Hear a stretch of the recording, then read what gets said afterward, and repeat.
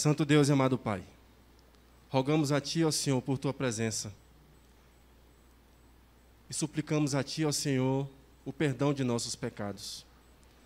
Senhor Jesus Cristo, nos ilumina nesses últimos dias, ó Pai, a sermos participantes dessa proclamação que é do Teu Evangelho eterno, o Evangelho do Reino. Seja, Senhor Deus Pai Todo-Poderoso, com cada altar aqui representado, que cada um, ó Pai, possa ser um ministro Teu na pregação desse Evangelho. Fica conosco nesse momento, que nós sejamos jogados ao pó, Senhor, mas que o Teu Espírito Santo venha prevalecer sobre nós. Esse é o meu rogo a Ti e meu agradecimento. Em nome de Teu Filho amado Jesus Cristo. Amém.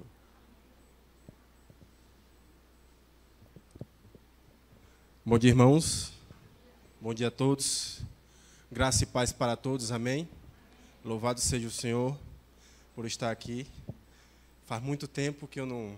Chego, eu estou meio nervoso, né? Eu me chamo Jonatas. Eu frequento ali a igreja do Vale do Gavião. Eu vim do Vale do Gavião para cá. Bem pertinho, né, irmãos? Eu conheci essa mensagem em 2011. Essa mensagem, maravilhosa mensagem, irmãos. Essa é a mensagem de Deus, irmãos.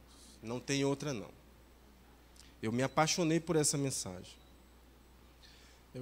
Antes dela, eu acho que em 2 anos eu li a Bíblia 2 vezes, até encontrar essa mensagem. E eu sou muito grato a Deus por isso.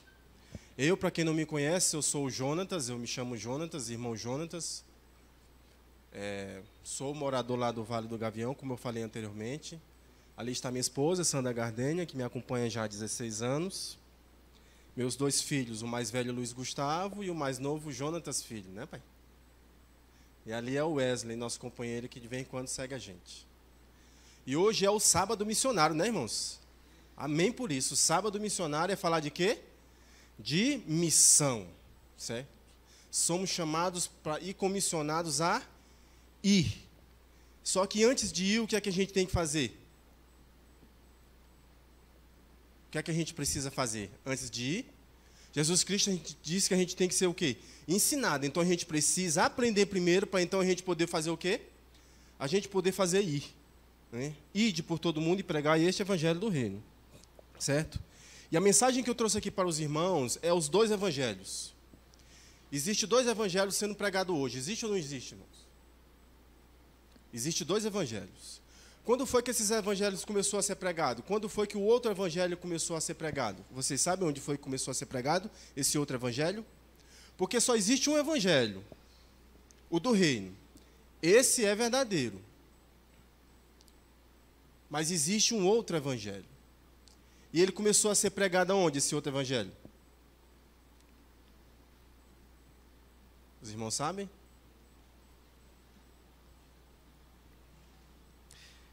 Ele começou a ser pregado lá no céu, irmãos. Vocês sabiam disso? Quando o inimigo se rebelou contra Deus, ele começa a pregar o quê? Um outro evangelho. Se nós vemos na história do Éden lá, foi pregado o quê? 2 evangelhos. Qual foi o evangelho? No dia que tu comeres, certamente você vai o quê? E qual foi o outro evangelho que foi pregado? É certo que não morrerás. Não foi isso? Foi isso. Então foi pregado ali o quê? 2 evangelhos. Um verdadeiro e um pseudo-evangelho. Qual é o evangelho que está predominando hoje, infelizmente? É o verdadeiro evangelho ou é o falso evangelho? É o pseudo-evangelho. É o falso evangelho. Eu me lembro que há tempos atrás, para você ser evangélico, você tinha que ser muito macho. Porque você tinha que viver um padrão completamente diferente da sociedade que hoje está. E hoje o cristianismo está tão parecido com o mundo, irmãos, que as pessoas estão entrando... hoje virou moda até ser evangélico. A gente vê que virou moda agora, né? Virou um modismo, né? Tem muitas coisas agora que são chamadas gospel, né? Existe bar gospel, existe boate gospel, existe músicas gospel, tudo. Né? Mas, irmãos, isso faz parte do verdadeiro evangelho? Será que faz parte mesmo do verdadeiro evangelho? O verdadeiro evangelho pode ter um enfeite do homem ou somente a palavra de Deus? Assim diz o Senhor. É somente a palavra de Deus, não? E o evangelho, irmãos, o verdadeiro, ele tem regras, né? Ele tem regras a ser seguida. A gente não pode pregar o evangelho de todo jeito, não. Certo? Então, antes de eu começar aqui, eu vou fazer uma pequena oração. Eu queria que os irmãos curvassem as frontes para a gente convocar o nosso Deus. Santo Pai poderoso, ilumina o nosso coração a receber essa mensagem, Pai. Batiza-nos com Teu Espírito Santo, para que a nossa mente, Pai, seja aberta, para que essa mensagem possa atingir o coração e a mente de meus irmãos. Eu sei, Pai, que eu fui chamado aqui com um propósito, Senhor. Então me ilumina e me guarda, Pai. Me joga e me lança no pó, para que não venha falar eu, mas o Teu Espírito Santo por mim. Esse é meu rogo e meu agradecimento em nome de Teu Filho amado Jesus Cristo. Amém. Amém? Irmãos, o que é o Evangelho? Alguém sabe me dizer o que é o Evangelho? As boas novas, isso. As boas novas. As boas novas de quem? De salvação. As boas novas de salvação. É isso aí mesmo. Mas existe uma outra definição do que é o verdadeiro evangelho. Eu queria que os irmãos fossem lá na Bíblia de vocês, em Mateus capítulo 24, verso 14. A gente vai falar primeiro sobre a questão do evangelho, né?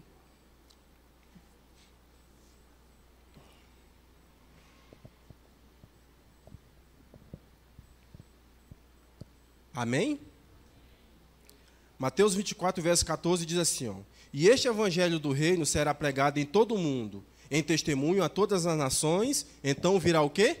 Virá o fim. Então Jesus especifica o tipo de evangelho, este. Então esse está no quê? No singular. Era o mesmo evangelho que Jesus Cristo pregou. E ele disse que esse evangelho seria o quê? Para testemunho. Então esse evangelho não seria só falado, proclamado, mas seria também o quê? Vivido, com um testemunho, com o seu o quê? Estilo de vida. Aí está descrito martírio, martireus, ou seja, com o seu estilo de vida. E aí então, dizia o quê? Que viria o quê? O fim. Esse evangelho do reino ainda foi pregado? Não, ainda não foi. Ele vai precisar ser pregado e proclamado. Correto? Apocalipse capítulo 14, verso 6, diz quase que praticamente a mesma coisa. Só que não mais Jesus Cristo, mas nas pessoas que Jesus Cristo comissionou, sendo nós, para pregarmos o quê? Esse evangelho. Certo? Lá em Apocalipse capítulo 14, verso 6, diz assim: E vi outro anjo voar pelo meio do céu, e tinha o evangelho o quê? Evangelho eterno, o evangelho do reino. Ó, veja a singularidade. O evangelho eterno, para proclamar aos que habitam sobre a terra e a toda nação, tribo e língua e povo. Então a gente vê novamente aí a singularidade do verdadeiro evangelho, do evangelho eterno, o evangelho do reino. Estamos nós pregando o evangelho eterno do reino? Como é um sábado missionário, irmãos, cada um de nós devíamos ter o quê? Um ministério pessoal.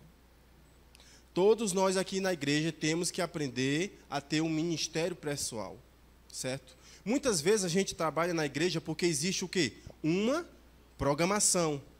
Aí nós participamos dessa programação, mas todos nós devemos ter o quê? A nossa própria programação individual.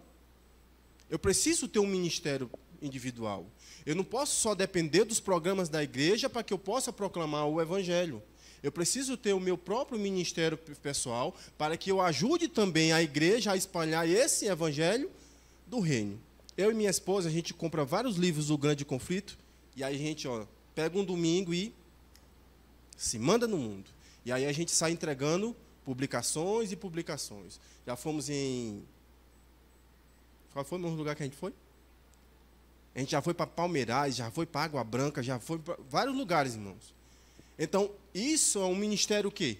Próprio, a parte da igreja, que ajuda a igreja na proclamação do quê? Do evangelho.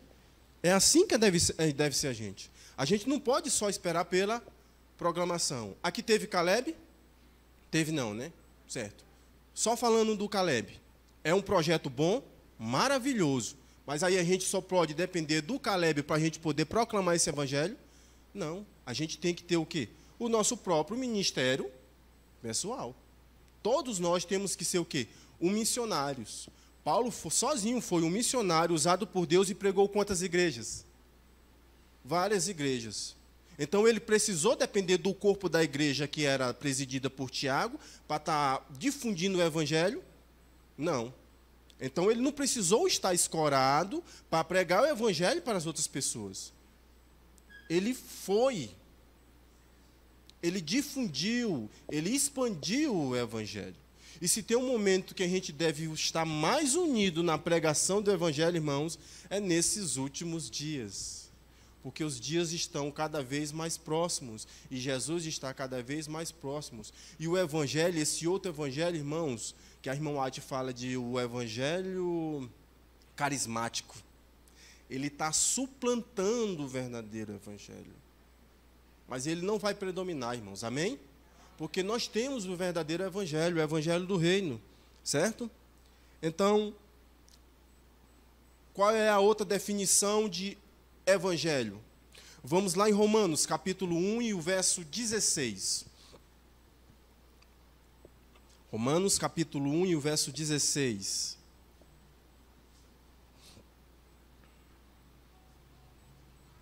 Romanos 1, 16.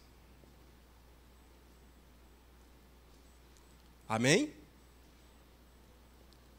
que é que está escrito aí em Romanos 1, 16? Porque não me envergonho do evangelho de Cristo, pois é o quê? O poder de Deus para a salvação. Então, o evangelho de Cristo é o poder de Deus para a salvação. Primeiro do judeu e depois do grego. Então, a gente vê uma outra definição sobre o que é o evangelho. Além de boas novas, ele é o poder de Deus para a salvação. Mas, irmãos, aí eu pergunto para vocês, esse evangelho vai nos salvar de quê? Do que é que esse evangelho precisa nos salvar? Vamos lá em Mateus capítulo 1 e o verso 21, que nós vamos encontrar do que esse evangelho irá nos salvar. Mateus capítulo 1 e o verso 21.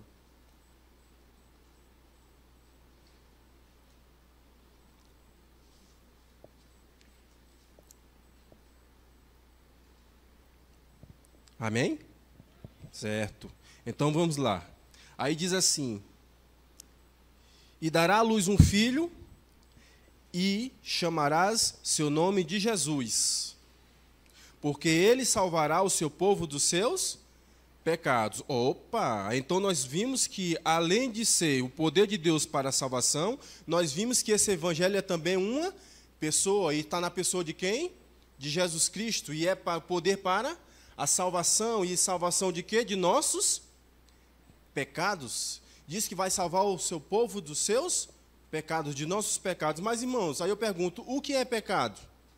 O que é que está lá escrito em 1 João capítulo 3 e o verso 4? Todos nós sabemos que pecado é o quê? É a transgressão da lei. A irmã White, no livro Fé e Obras, na página 105, ela diz assim, ó: é necessário que saibamos o que é pecado, para que possamos livrar-nos do seu poder. João diz: todo aquele que pratica o pecado também transgride a lei, porque o pecado é o quê? É a transgressão da lei. E foi esse outro evangelho que foi pregado para Adão e Eva que fez com que fosse quebrantado a lei. E esse mesmo evangelho que está sendo pregado hoje, que não há mais necessidade de quê? De guardar a lei. A graça. Somos salvos unicamente, exclusivamente pelo quê? Pela graça. Compreenderam aí?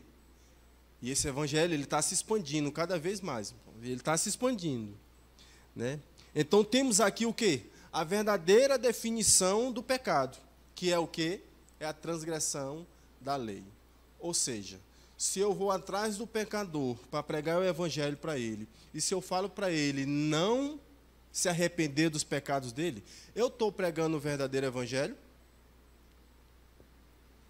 Não. Eu estou pregando um outro evangelho. Eu preciso ser sincero com aquele pecador. Quando eu entrei na avenida aqui, eu me lembrei que há 20 anos atrás, irmãos, Se alguém me visse nas noitadas dessas ruas, desses trailers que tem por aqui, irmãos, vocês nunca iriam imaginar que eu estaria hoje pregando para os irmãos. O próprio irmão Alberto, quando me convidou para cá, quando ele me viu, ele disse: irmão, eu não acredito, porque nós trabalhamos numa fábrica de chinela. E eles eram todos evangélicos, só não eu que era evangélico. E eles mesmos diziam para mim, porque eu caçoava muito deles, né? Eu ficava brincando muito, tirando muita onda da cara deles. E ele disse que ele chegava mesmo a dizer para mim que eu nunca ia, que eu ia me perder. E hoje, irmãos, olha, pela graça e glória de Deus, eu só estou aqui por um milagre, irmão. Porque o verdadeiro evangelho, ele transforma, irmão. Ele restaura, ele renova. Essa é a função do verdadeiro evangelho.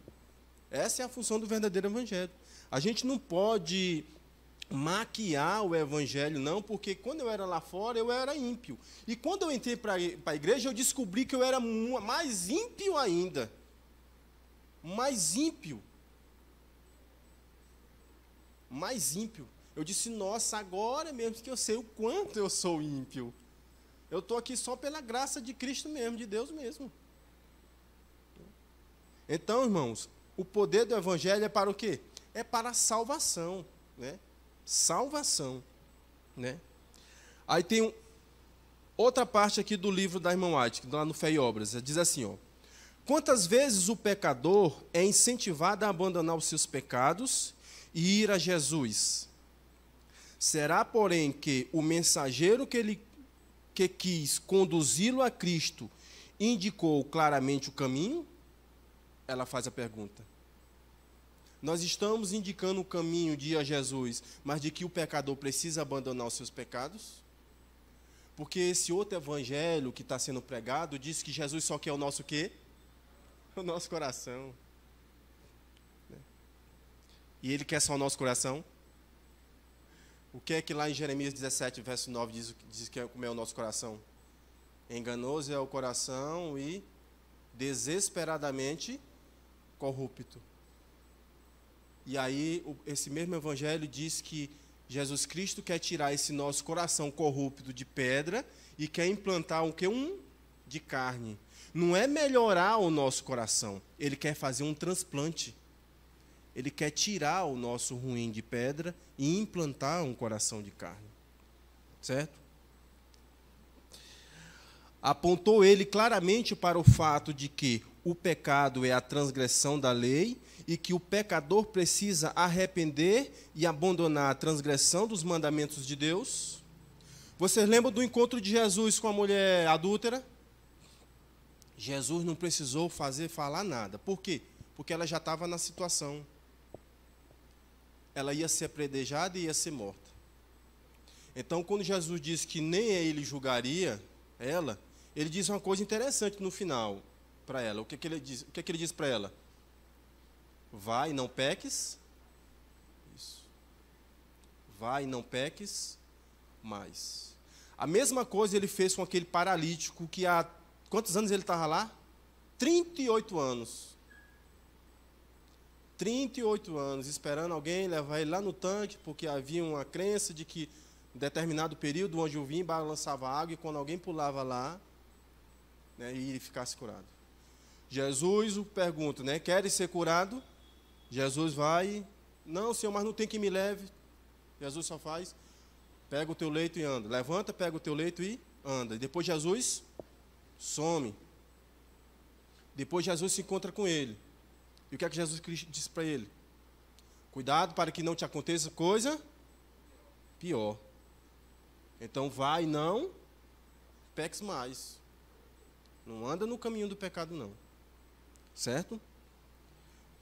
Vamos lá em Atos, capítulo 3, verso 19. Pedro e a igreja, composta de 120, é batizada pelo Espírito Santo. E aí, quando eles recebem o Espírito Santo, eles são batizados com o dom de línguas.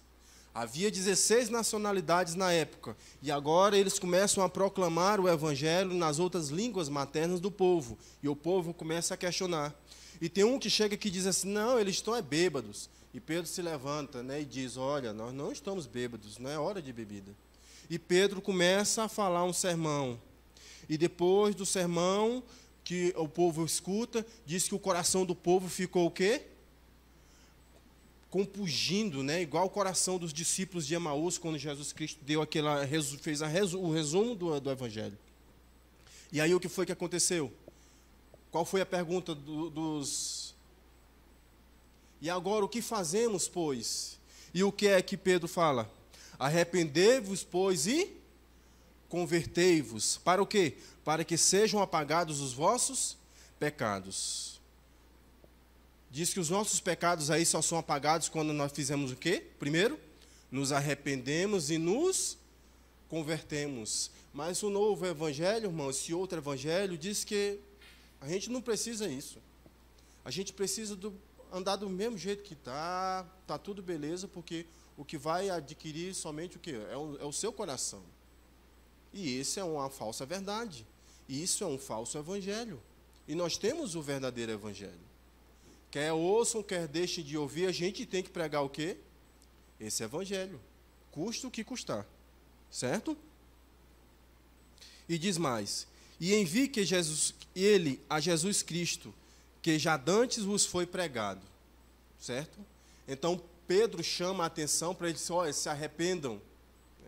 Porque o próprio Pedro apontou que foi eles que matou o Cristo, que foi crucificado. Então, Pedro apontou o pecado deles. Mas como tinham sido batizados pelo Espírito Santo, o coração deles compungiu e eles aceitaram a mensagem de Pedro, acrescentando quantos à igreja? Quase 3.000 convertidos. Então, irmãos, qual é a função do verdadeiro evangelho eterno? Além desse outro evangelho que está sendo pregado. Qual é o tema central da Bíblia? A irmã White fala.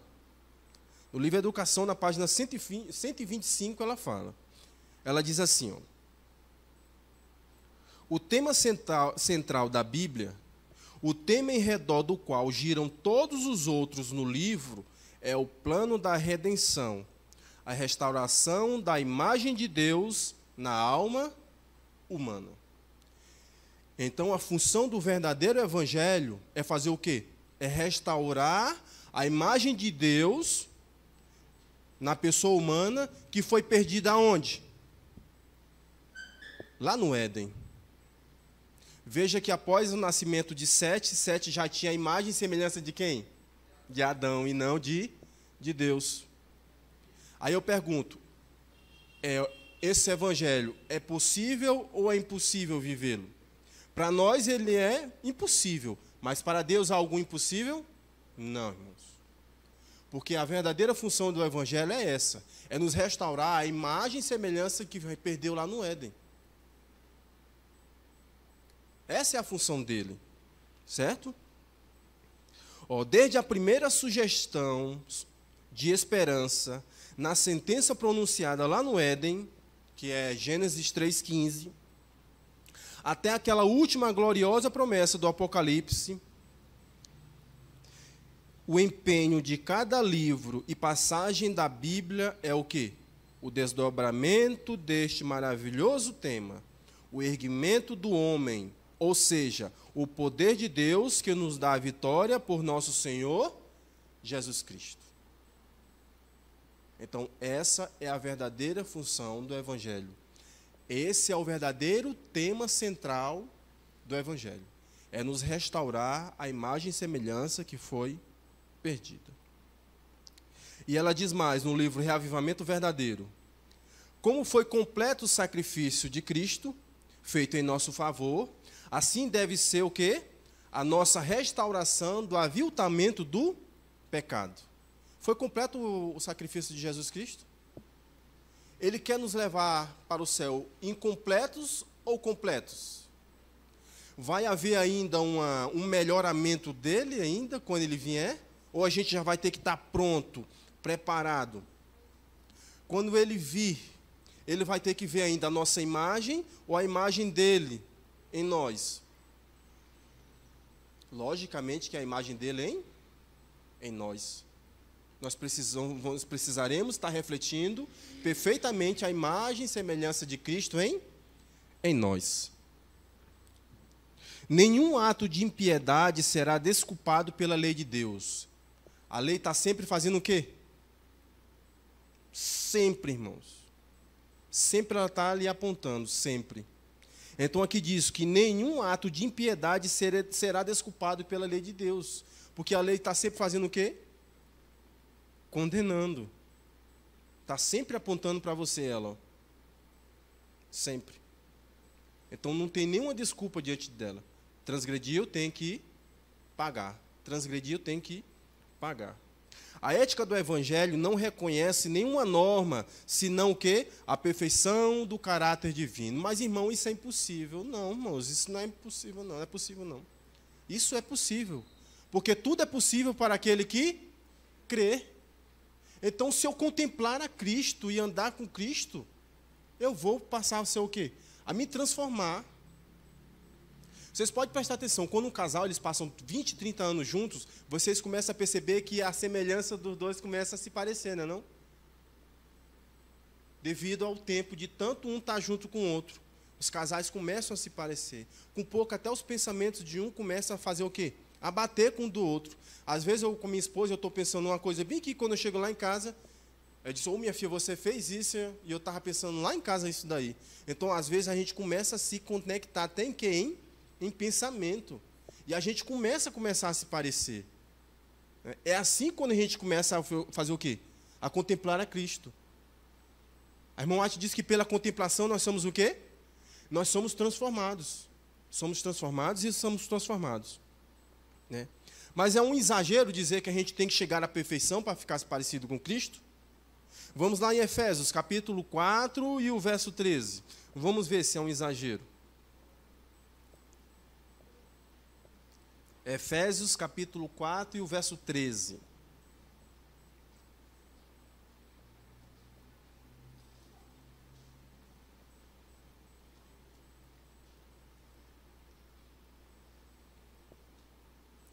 Aí diz assim, até que todos cheguemos à unidade da fé e do pleno conhecimento do Filho de Deus. Primeiro, a gente tem uma norma a atingir, a unidade da fé. Então, a gente atinge essa norma de unidade de fé. Depois, o que é que acontece? A gente chega ao pleno conhecimento do Filho de Deus. A perfeita varonilidade, a medida da estatura da plenitude de Cristo. Certo? Ou seja, a medida da estatura da plenitude e de Cristo. Esse é o padrão. Esse é o padrão que o Evangelho eterno do Reino tem a fazer em cada um de nós. É nos aperfeiçoar a plenitude de Cristo Jesus. Amém? Glória a Deus. E qual é, aí ela pergunta mais. E qual é a norma que ele coloca ante todos que nele creem? O que é que lá está escrito em Mateus 5,48? Sedes vós perfeitos, assim como perfeito é o vosso Pai que estás nos céus. Não é que a gente vai se igualar à perfeição de Deus, que é eterno. É porque assim como Deus é perfeito na sua esfera de ação, a gente deve ser perfeito na nossa esfera de ação também. Olha a nossa sociedade, irmãos, como é que está.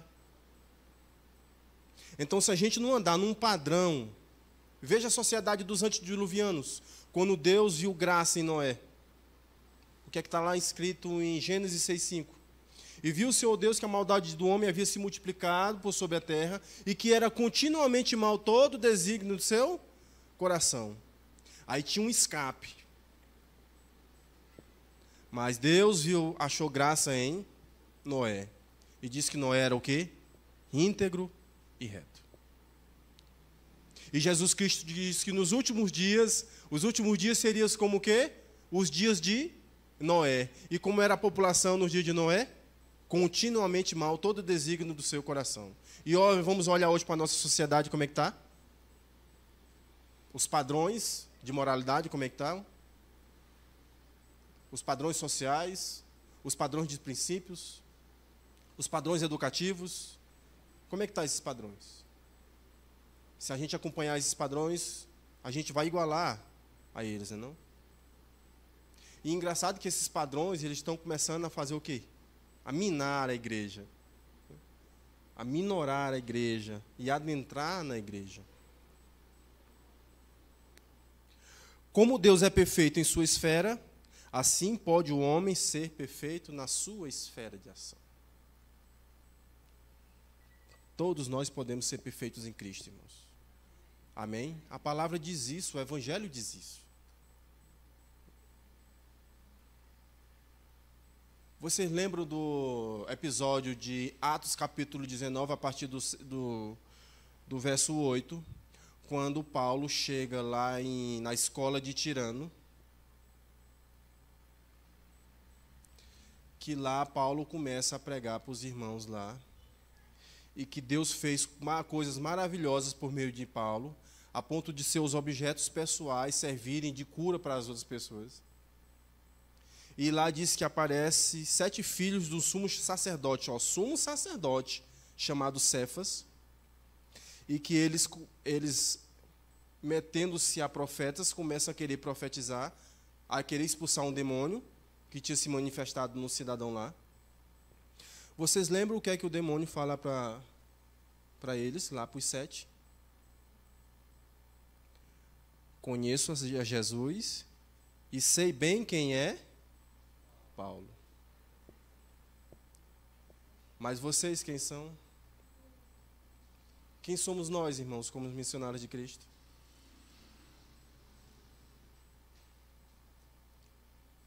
Estamos sendo servos dos Deus Altíssimo, como está sendo Paulo?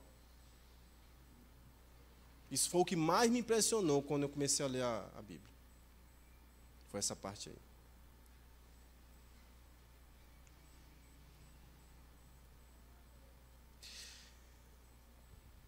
Por que tem que haver essa busca de perfeição? Por que tem que haver essa qualificação completa? Por que temos que chegar nessa unidade de fé? Olha o que é que ela diz no livro Verdade sobre os Anjos, na página 51.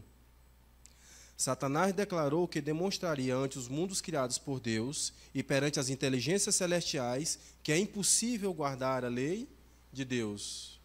A outra igreja prega, o outro evangelho prega que é impossível guardar a lei de Deus? Prega. Eles pregam. É impossível. Impossível, não pode. A gente não consegue. A gente mesmo por nós não conseguimos, não. Mas Cristo em nós, posso todas as coisas ou é posso quase todas as coisas? Posso todas as coisas. Em quem?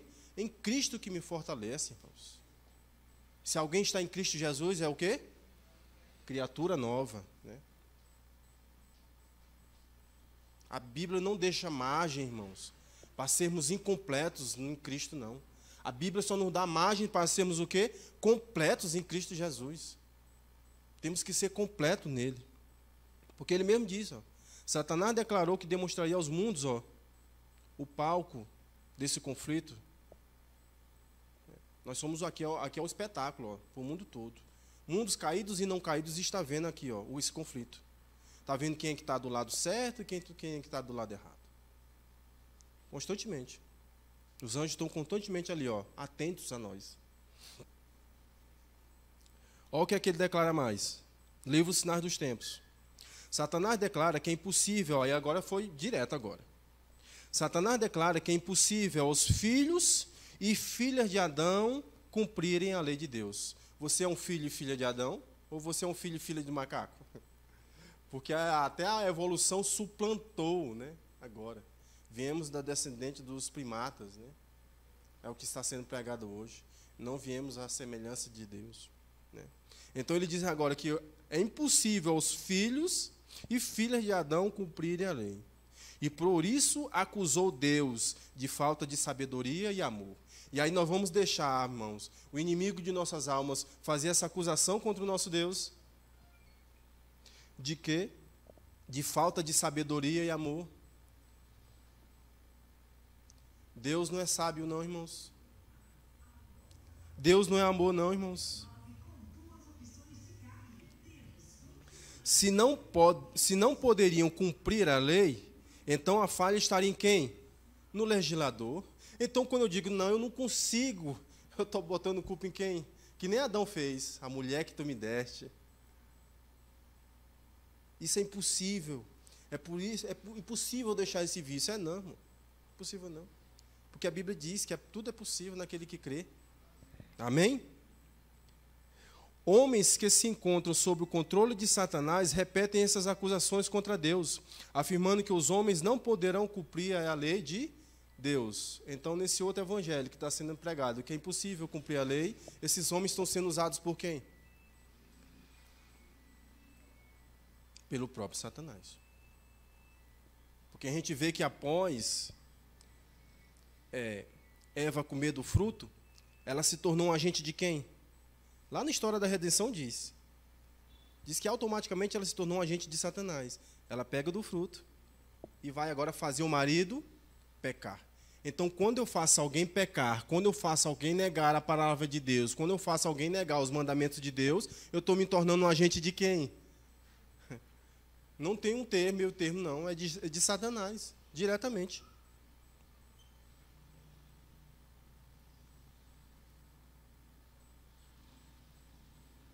O Senhor requer nesse tempo o mesmo que ele requereu de Adão no Éden. Isso está lá no livro Fé e Obras, na página 79. Perfeita obediência à lei de Deus. Precisamos ter justiça sem um defeito e sem uma mácula. Olhando assim é impossível, mas é possível. Aí eu faço a pergunta para os irmãos. O evangelho que não prega a restauração do homem à imagem de Deus pode ser considerado evangelho eterno? Jamais. E nós temos esse evangelho eterno, irmãos. Nós temos esse evangelho no reino. Nós podemos viver esse evangelho eterno. E nós podemos viver esse evangelho do reino. Só compete a cada um de nós nos entregarmos o quem? A Cristo Jesus. Nos enganjarmos nessa batalha entre o bem e o mal. Porque a cada dia que passa, o inimigo vai cada vez mais se enfurecer cada vez mais. Usar sutilezas e sutilezas, para que a gente deixe o nosso evangelho definhando, a nossa igreja com nossas programações definhando, as nossas atitudes próprias em favor do evangelho definhando. Com pouco a gente vai estar que nem o filho pródigo. Não, minto. Igual ao irmão do filho pródigo.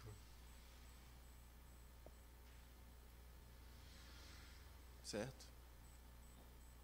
Dentro da igreja, reclamando do que estão fora, porque estão em pecado, consciente, mas que ele mesmo nem sabe que está o quê? Perdido. E a Bíblia não conta a história de que ele entrou na festa para se regozijar por causa da volta do irmão. Ele não participou da festa, a Bíblia diz que ele não participou da festa. Logo, se o Evangelho é a restauração completa do ser humano, a imagem que foi perdida no Éden e perfeita obediência à sua lei, o que Satanás deve fazer para prolongar seu tempo de vida e retardar a volta de Jesus? É aplicar mais heresia no Evangelho que ele fundou. E buscar aplicar mais heresia no nosso Evangelho, para que o nosso Evangelho perca o quê? O descrédito. Então está em nossas mãos, irmãos, defender esse Evangelho. Nós somos os soldados de Cristo nessa batalha. E os dias estão se findando. Pandemias estão aí, cada vez mais. Os homens estão tramando cada vez mais. Restrições estão vindo cada vez mais. A gente vai, daqui um dia, as leis dos homens vão fazer o quê? Começar a suplantar a lei de Deus. E aí nós vamos defender a lei de Deus? Vamos viver um assim diz o Senhor? Ou vamos começar a adotar a lei dos homens para andar juntamente com os homens? Nós temos um reino a defendermos. A Bíblia diz que nós somos o quê? Peregrinos. Nós não pertencemos aqui. Nós defendemos um reino. Esse reino tem leis, tem regras e tem princípios. E precisamos viver esses princípios. Amém? Pois glória a Deus, irmãos. Essa foi a mensagem que eu trouxe para os irmãos. Que os irmãos possam adotar na mente e no coração. E que nós possamos sair daqui regozijados com a alegria de pregar e defender esse evangelho eterno. Amém? Vai ter alguma parte especial agora?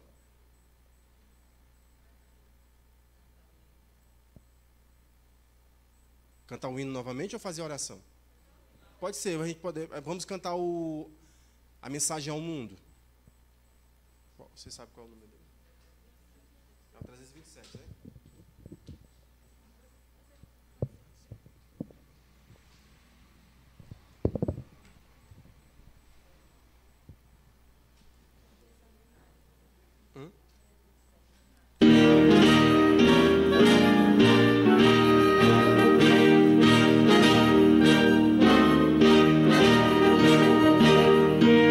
Vamos ficar de pé?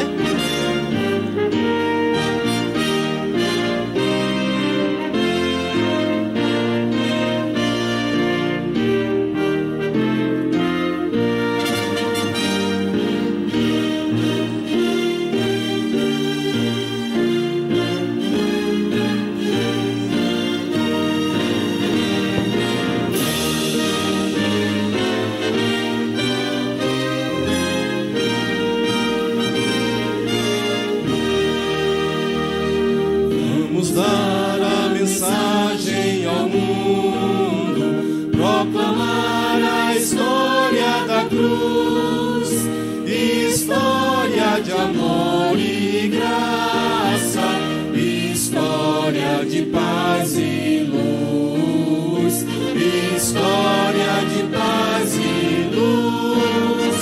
Por Jesus, nosso Rei, em breve voltará, Rei dos Reis, Senhor. Virá seu reino de luz funda, um reino de paz e amor. Uma voz de advertência ao mundo deve ser o nosso cantar, um hino de fé que vale das bênçãos do amor sem par, das bênçãos do amor sem par. Por Jesus, nosso Rei, em breve voltará, Rei dos Reis, Senhor. Virá seu reino de luz funda, um reino de paz e amor. Um dever é levar Cristo ao mundo como alguém que pode salvar, que pode afastar pecados e a glória de Deus mostrar, e a glória de Deus mostrar. Por Jesus, nosso Rei, em breve voltará, Rei dos Reis, Senhor. Virá seu reino de luz funda, um reino de paz e amor. Amém? Glória a Deus. Oremos. Santo Deus, ilumina o nosso coração a nos apegarmos a esse evangelho eterno, Senhor, para que possamos ser tuas testemunhas, ó Pai, em todo o mundo. Ajuda-nos, ó Pai, desperta-nos dessa lentidão. Estamos num período laodiceano, mas que nós não nos acomodemos em ser um laodiceano, Pai. Possamos despertar cada dia, comprar o ouro, comprar o colírio e comprar as vestes que o Senhor tem oferecido para nós, para que só possamos sair com mais forças para pregar a Tua mensagem, Senhor. Fica conosco, nos abençoa e nos guarda nesse dia sagrado que é o Teu dia santo e nos leva para os nossos lares, ó Pai, com a certeza de que o Senhor virá. Esse é o meu pedido e o meu agradecimento, ó Pai. Em nome de Teu Filho amado Jesus Cristo. Amém.